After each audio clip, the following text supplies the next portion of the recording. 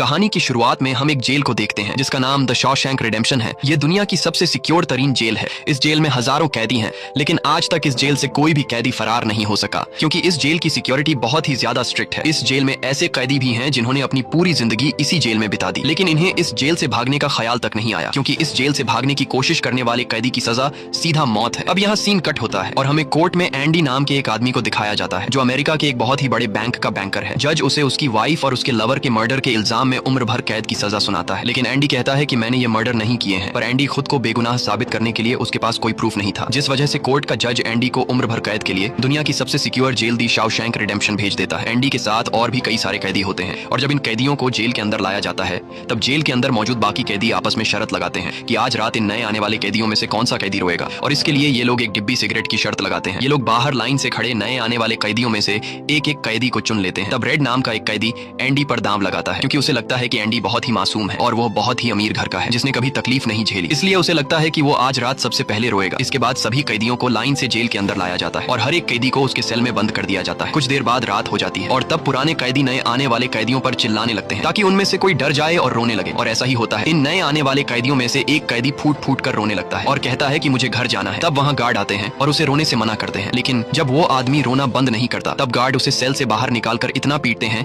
कि वह बेहोश हो जाता है। दूसरी तरफ रेड एंडी पर लगाया हुआ दांव हार जाता है और रेड समझ जाता है कि एंडी बहुत ही स्ट्रांग है क्योंकि इतना डराने के बावजूद उसने एक आवाज तक नहीं की। इसलिए अगले दिन रेड अपने साथी को सिगरेट का एक डिब्बा दे देता है क्योंकि रेड एंडी पर लगाया हुआ दांव हार चुका था। तभी हम एंडी को देखते हैं जो अकेला चुपचाप ब्रेकफास्ट कर रहा होता है। तब एंडी की मुलाकात जेल के सबसे पुराने कैदी ब्रुक्स से होती है। ब्रुक्स को यहाँ इस जेल में लगभग 50 साल पूरे होने वाले हैं। एंडी समझदारी से ब्रुक्स से इस जेल के सभी छोटे बड़े रूल्स और हर एक कैदी के बारे में जानने की कोशिश करता है। तब ब्रुक्स एंडी को जेल का हर एक सीक्रेट बता देता है और वो एंडी से कहता है कि अगर तुम्हें जेल के बाहर से कुछ मंगवाना हो तो रेड नाम के कैदी के पास जाना। ये सुनते ही एंडी भी इंतजार नहीं करता और वह सीधा रेड के पास पहुंच जाता है और रेड से कहता है कि मैंने सुना है तुम बाहर से किसी भी चीज को अंदर मंगवा सकते हो। तब रेड कहता है हाँ मैं मंगवा सकता हूँ, लेकिन ऐसी चीज जो यहाँ से भागने या फिर किसी को मारने में काम ना आती हो। एंडी रेड से कहता है कि मुझे हैमर यानी एक हथौड़ा चाहिए। हथौड़े का नाम सुनते ही रेड कहता है कि तुम्हें हथौड़ा ही क्यों चाहिए, क्या तुम हथौड़े से किसी को मारने वाले तो नहीं हो? तब एंडी कहता है नहीं, मैं किसी को मारने वाला नहीं हूँ, मेरा यहाँ कोई भी दुश्मन नहीं है। ये सुनकर रेड कहता है कि तुम्हारा यहाँ दुश्मन तो नहीं है, लेकिन जल्द ही कुछ लोग तुम्हारे दुश्मन बनने वाले हैं। वो कुछ लोगों की तरफ इशारा करके एंडी को वार्न करता है कि इन लोगों की गंदी नजर तुम पर है, इसलिए इनसे बच कर रहना। अगले दिन एंडी के कहने पर रेड उसके लिए हैमर मंगवा देता है और जब वो हथौड़ा देखता है तो रेड हंसने लगता है क्योंकि हथौड़ा साइज में बहुत ही छोटा होता है और रेड मन ही मन सोचता है कि इस हथौड़े से जेल में सुरंग बनाने में 600 साल लग जाएंगे। इसके बाद रेड ब्रुक्स के जरिए एंडी के सेल तक हथौड़ा पहुंचा देता है। ऐसे ही दिन बीतते हैं और एक दिन जब एंडी लॉन्ड्री में काम कर रहा होता है तब वो 3 लोग जिनकी एंडी पर गंदी नजर होती है वो एंडी को पकड़ लेते हैं। एंडी उनसे अपने आप को छुड़ाने की कोशिश करता है पर 3 लोगों को वह अकेले कंट्रोल नहीं कर पा रहा था, इसलिए ये तीनों पहले एंडी को खूब पीटते हैं और फिर एंडी के साथ गलत करते हैं। ये सिलसिला इसी तरह चलता रहता है। ये लोग हमेशा एंडी को पकड़ते और फिर उसे मारकर उसके साथ गलत करते रहते। इस तरह से 2 साल बीत जाते हैं और एक अनाउंस होता है कि छत की मरम्मत के लिए कुछ लोगों की जरूरत है। यहाँ कैदियों की एक टीम छत के काम के लिए तैयार हो जाती है जिसमें रेड और एंडी भी शामिल होते हैं। ये लोग सब अपने काम पर लग जाते हैं और छत पर उनकी देखभाल की जिम्मेदारी एक बहुत ही सख्त सिक्योरिटी गार्ड की होती है जिसका नाम हैडली है। हैडली बहुत ही स्ट्रिक्ट इंसान है जो जरा सी गलती पर कैदियों को बहुत बुरी तरह पीटता है। जब सभी कैदी छत पर काम कर रहे होते हैं तब हैडली थोड़ा परेशान होता है और अपने साथियों से कहता है कि मेरे भाई की हाल ही में मौत हुई है जिसके अकाउंट में $30,000 पड़े हैं। अब मेरे भाई का मेरे अलावा इस दुनिया में और कोई नहीं है, इसलिए उसके पैसे पर मेरा हक बनता है। लेकिन परेशानी की बात यह है कि जब मैं इन $30,000 को अपने अकाउंट में ट्रांसफर करूंगा तब सरकार मुझसे टैक्स के रूप में सारे पैसे ले लेगी। हैडली जब अपने साथियों से यह बातें कर रहा था तब एंडी भी इसकी सारी बातें सुन लेता है। एंडी जो कि एक बहुत बड़ा बैंकर है उसे पता था कि इन पैसों को बिना गवर्नमेंट को टैक्स दिए कैसे निकाला जा सकता है। इसके बाद एंडी बिना सोचे हैडली के पास जाता है और उससे कहता है कि क्या तुम अपनी बीवी पर भरोसा करते हो? ये बात सुनते ही हैडली को गुस्सा आ जाता है और वह एंडी को पकड़कर छत के किनारे ले जाता है, लेकिन उसे नीचे फेंकने से पहले एंडी उसे बताता है अगर तुम अपनी बीवी पर भरोसा करते हो कि वह तुम्हें धोखा नहीं देगी तो तुम आसानी से अपने भाई के पैसे अपनी वाइफ के अकाउंट में ट्रांसफर कर सकते हो, वह भी बिना टैक्स दिए, क्योंकि गवर्नमेंट का एक रूल है कि कोई भी इंसान अपनी पत्नी को पूरे जीवन में $60,000 तक गिफ्ट कर सकता है और इन पैसों पर कोई टैक्स नहीं लगता। और एंडी ये भी कहता है कि अगर तुम बाहर से किसी लॉयर को रखोगे तो वह तुमसे बहुत ज्यादा पैसे चार्ज करेगा, लेकिन मैं ये काम तुम्हारे लिए फ्री में कर सकता हूँ। तब हैडली पूछता है बदले में तुम्हें क्या चाहिए? इस पर एंडी मुस्कुराते हुए कहता है मुझे कुछ नहीं चाहिए, जब तुम्हारा काम हो जाए तुम बस मेरे सारे दोस्तों को बियर पिला देना। और अगले दिन सभी कैदी छत पर बैठकर बियर का मजा ले रहे होते हैं, यानी एंडी ने हैडली का काम कर दिया था, लेकिन एंडी बियर नहीं पीता। वह एक कोने में बैठकर सभी को बियर पीते देखकर खुश होता है। एंडी के साथी भी उससे बहुत खुश होते हैं क्योंकि जेल में बियर पीना ऑलमोस्ट इम्पॉसिबल था, लेकिन एंडी की वजह से उनकी यह इच्छा पूरी हुई। फिर समय ऐसे ही बीतता है और एंडी और रेड की दोस्ती गहरी हो हो जाती है। कुछ दिन बाद जेल में सभी कैदियों को फिल्म दिखाई जाती है और सभी लोग रीटा हेवर्थ की फिल्म देख रहे होते हैं। तब एंडी रेड के पास आकर कहता है, मुझे रीटा हेवर्थ का एक बड़ा पोस्टर चाहिए। एंडी रेड से इसलिए पोस्टर मांगता है क्योंकि पूरे जेल में एक रेड ही था जो बाहर से किसी भी चीज को मंगवा सकता था। इसके बाद एंडी बाहर निकलता है, लेकिन जैसे ही वह बाहर आता है वहाँ वही 3 लोग खड़े होते हैं जो एंडी के साथ गलत करते थे। वह एंडी से कहते हैं, चलो हमारे साथ, लेकिन इस बार एंडी मना कर देता है। एंडी के मना करने पर वो लोग उसे पकड़ लेते हैं और उसके साथ जबरदस्ती करने की कोशिश करते हैं, लेकिन एंडी भी उनका मुकाबला करता है। पर वो लोग 3 होते हैं, जिस वजह से वो एंडी को बहुत ही बुरी तरह से पीटते हैं। पर आज ये लोग एंडी के साथ कुछ कर नहीं पाते, लेकिन एंडी को ये लोग इतना मारते हैं कि एंडी 1 महीने के लिए अस्पताल में चला जाता है और साथ ही वो आदमी जिसने एंडी को मारा होता है उसे 1 हफ्ते के लिए काल कोठरी में डाल दिया जाता है। 1 हफ्ते बाद जब वो वापस अपने सेल में आता है तो वहां पर वही ऑफिसर होता है जिसका एंडी ने $30,000 का टैक्स बचाया था। और इस ऑफिसर को किसी ने बता दिया था कि एंडी को इस आदमी ने इतना मारा है कि वो बेचारा 1 महीने के लिए अस्पताल में चला गया है। अब यहाँ वो ऑफिसर उस आदमी को इतनी बुरी तरह से मारता है कि वो हमेशा के लिए पैरालाइज हो जाता है। 1 महीने बाद जब अस्पताल से एंडी वापस अपने सेल में आता है तब उसे अपने सेल में रीटा हेवर्थ का एक बड़ा पोस्टर मिलता है जो कि असल में एक वेलकम गिफ्ट होता है रेड की तरफ से। इस तरह से दिन गुजरते हैं और एक दिन जेल का वार्डन सिक्योरिटी गार्ड के साथ एंडी के सेल में आता है और उसके सेल की तलाशी करवाता है। सेल की चेकिंग लेने के बाद जब वार्डन को कुछ नहीं मिलता तब वार्डन की नजर सामने लगे पोस्टर पर पड़ती है। वार्डन कहता है कि वैसे तो मैं सेल में पोस्टर अलाउ नहीं करता, पर तुम इसे अपने सेल में लगा सकते हो। दरअसल तलाशी तो एक बहाना होता है। वार्डन को इस ऑफिसर ने बताया था कि किस तरह से एंडी ने उसका $30,000 का टैक्स बचाया, इसीलिए वार्डन अपने फायदे के लिए एंडी से मिलना चाहता था। एंडी के हाथ में बाइबल होती है जिसे वह ले लेता है और बाइबल को लेकर वह यहाँ से निकल जाता है। पर कुछ ही दूर जाने के बाद वह वापस लौट कर आता है और उसके हाथ में जो एंडी की बाइबल होती है वह उसे लौटाते हुए कहता है कि मुक्ति इसी में है। अगले दिन वार्डन एंडी को अपने ऑफिस में बुलाता है और कहता है कि तुम्हारे जैसे इंटेलिजेंट आदमी को जेल की सलाखों के पीछे नहीं रहना चाहिए। इसलिए वार्डन एंडी को लाइब्रेरी का असिस्टेंट बना देता है। लाइब्रेरी में वही बुक्स नाम का बूढ़ा आदमी होता है जो कई सालों से लाइब्रेरी संभाल रहा है। तभी वो ऑफिसर जिसके लिए एंडी ने $30,000 बचाए थे वह एक दूसरे ऑफिसर को एंडी के पास लेकर आता है। असल में उसे ITR का मसला था जिसे कुछ ही मिनटों में एंडी भर देता है, जिस वजह से पूरे जेल में एंडी के चर्चे होने लगते हैं। जैसे जैसे साल बीतते हैं एंडी के पास काम बढ़ता चला जाता है, जिस वजह से एंडी को अपने पास एक असिस्टेंट की जरूरत पड़ती है और वो अपना असिस्टेंट अपने सबसे अच्छे दोस्त रेड को बनाता है। एक दिन लाइब्रेरी में ब्रुक्स एक कैदी के गले पर चाकू रख देता है और वो उसे बिना वजह मारने की धमकी देता है। असल में सरकार ने उसकी सजा माफ कर दी है, पर वो इस जेल को छोड़कर नहीं जाना चाहता। आज उसे इस जेल में पूरे 50 साल हो चुके हैं। उसकी पूरी जिंदगी इसी जेल में बीत गई है और वो बिल्कुल भूल चुका है कि बाहर की दुनिया कैसी है। ये जेल की दुनिया ही उसकी असली दुनिया है और उसे लगता है कि अगर उसने किसी का खून कर दिया तो उसकी सजा बढ़ जाएगी और उसे इसी जेल में रखा जाएगा। एंडी के समझाने पर ब्रुक्स उस आदमी को जिसकी गर्दन पर उसने चाकू रखा था छोड़ देता है। अब न चाहते हुए भी ब्रुक्स जब जेल से छूटने के बाद बाहर आता है तो उसे बाहर की दुनिया बहुत अजीब लगती है। 50 सालों में बाहर की दुनिया की रफ्तार काफी ज्यादा बढ़ गई होती है। जहाँ सड़क पर पहले एक गाड़ी दिखती थी अब सड़कों पर गाड़ियों की भीड़ है। कुछ दिन बाद वो एक सुपरमार्केट में काम करने लगता है, लेकिन उसका बाहर की दुनिया में बिल्कुल भी मन नहीं लगता। उसे बार बार जेल की याद आती है और वो जेल में वापस आना चाहता है। इसीलिए वो कभी कभी सोचता है कि वो कोई क्राइम करे ताकि वह फिर से इस जेल में जा सके। लेकिन ब्रुक्स इस उम्र में कोई भी क्राइम नहीं करना चाहता था और इस भीड़ भाड़ वाली तेज रफ्तार वाली जिंदगी में ब्रुक्स सर्वाइव नहीं कर पाता और अपनी जान दे देता है। मरने से पहले वो जेल में अपने साथियों के नाम एक खत लिखता है जिसे पढ़ते हुए सभी बहुत ज्यादा इमोशनल हो जाते हैं। वहीं हमें जेल दिखाई जाती है जहाँ पर वार्डन एक नया प्रोग्राम शुरू करता है। इस प्रोग्राम में जेल की कैदियों को बाहर ले जाकर काम करवाया जाएगा ताकि उन्हें पता चल सके कि मेहनत से पैसे कैसे कमाए जाते हैं। और कैदी भी इस काम के लिए मान जाते हैं क्योंकि वह सब भी बाहर की हवा खाना चाहते थे और इस तरह से वार्डन इन कैदियों से काम लेता है। पर इस प्रोजेक्ट के जरिए वार्डन को बहुत सारे कॉन्ट्रैक्ट मिल जाते हैं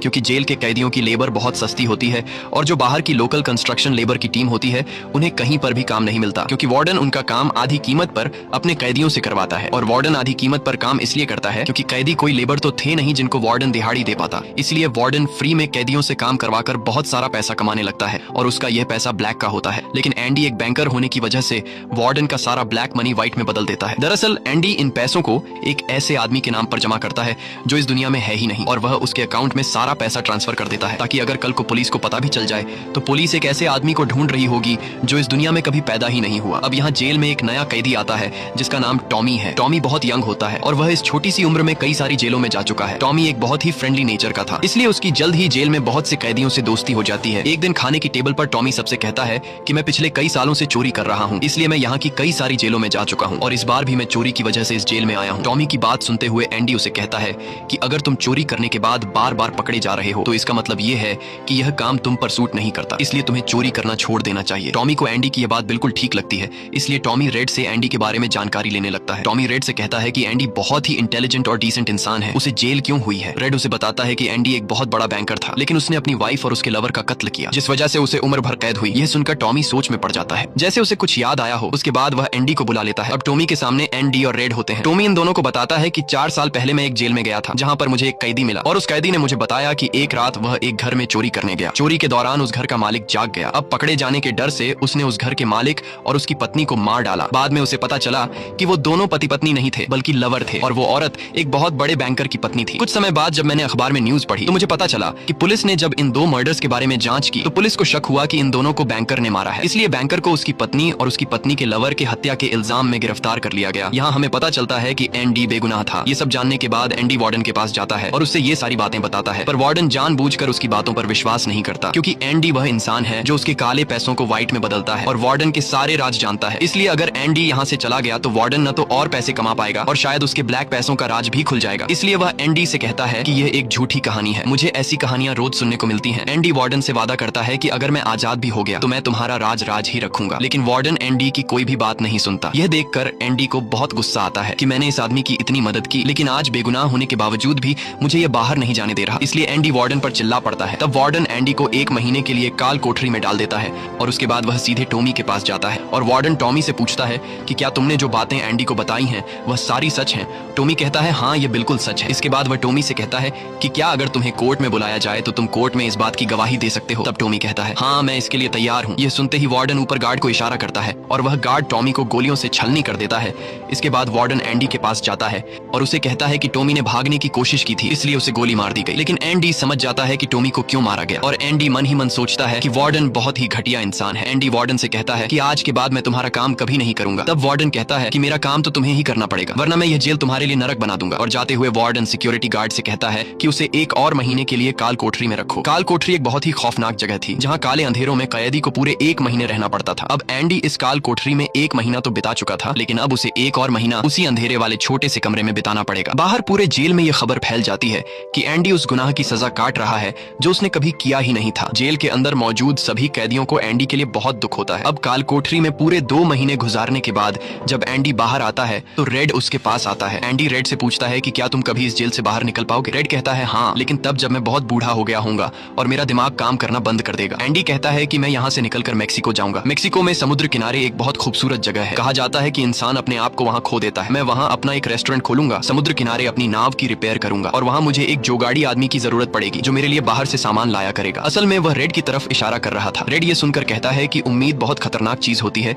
ये इंसान को पागल तक कर देती है। तुम्हें सच्चाई की दुनिया में वापस लौटना होगा। मेक्सिको यहाँ से बहुत दूर है। ये कहकर रेड वहाँ से जाने लगता है लेकिन जाने से पहले एंडी रेड से कहता है कि वादा करो कि अगर तुम कभी यहाँ से रिहा हुए तो मेरा एक काम करोगे। रेड कहता है हाँ, मैं जरूर करूंगा। तब एंडी रेड को एक एड्रेस बताता है और कहता है कि जब भी तुम यहाँ से छूट जाओ तो उस जगह जाना जहाँ एक बड़े मैदान के बीच एक खूबसूरत पेड़ है। उसी पेड़ के नीचे मैंने अपनी वाइफ को प्रपोज किया था। वह रेड से कहता है कि उसी पेड़ के नीचे एक दीवार के अंदर तुम्हें काले रंग का पत्थर मिलेगा जिसके नीचे मैंने एक बॉक्स छिपाया है और जब भी तुम रिहा हो जाओगे तो वहां जाकर उस पत्थर के नीचे उस बॉक्स को देखना कि उसमें क्या है। यह कहकर एंडी वहां से चला जाता है और सीधा वार्डन के पास पहुंचता है। वह वार्डन का काम पूरा करके उसके सारे डॉक्यूमेंट्स एक खास तिजोरी में रखता है। डॉक्यूमेंट्स रखने के बाद वार्डन एंडी को अपने कपड़े देता है। वह एंडी से कहता है कि मेरे कपड़े प्रेस करवा देना और मेरे जूतों को शीशे की तरह चमका देना। इसके बाद एंडी वापस अपने सेल में आ जाता है। वहीं दूसरी तरफ रेड आज रात बहुत परेशान होता है क्योंकि उसे डर था कि एंडी कहीं खुद को मार न दे। इस तरह से रात गुजर जाती है और सुबह होती है। सुबह होते ही सभी कैदियों के सेल के दरवाजे खुल जाते हैं और सभी कैदी बाहर आ जाते हैं लेकिन एंडी सेल से बाहर नहीं आता। ये पिछले 20 सालों में पहली बार ऐसा हो रहा था कि कोई कैदी सुबह अपने सेल से बाहर नहीं आया। तब रेड की नजर भी एंडी के सेल की तरफ होती है और रेड की परेशानी बढ़ती रहती है कि कहीं एंडी ने खुद को मार तो नहीं दिया। तभी एक गार्ड बहुत गुस्से में एंडी के सेल की तरफ जाता है लेकिन वहां पहुंचकर जब वह देखता है तो उसकी आंखें खुली की खुली रह जाती हैं क्योंकि अंदर सेल में कोई भी नहीं था और एंडी वहां से फरार हो चुका था। अब हम वार्डन को देखते हैं जो अपने जूते पहनने के लिए निकालता है लेकिन उस बॉक्स में उसके नहीं बल्कि एंडी के पुराने जूते होते हैं और तभी पूरे जेल में सायरन बजने लगता है और यह सायरन होता है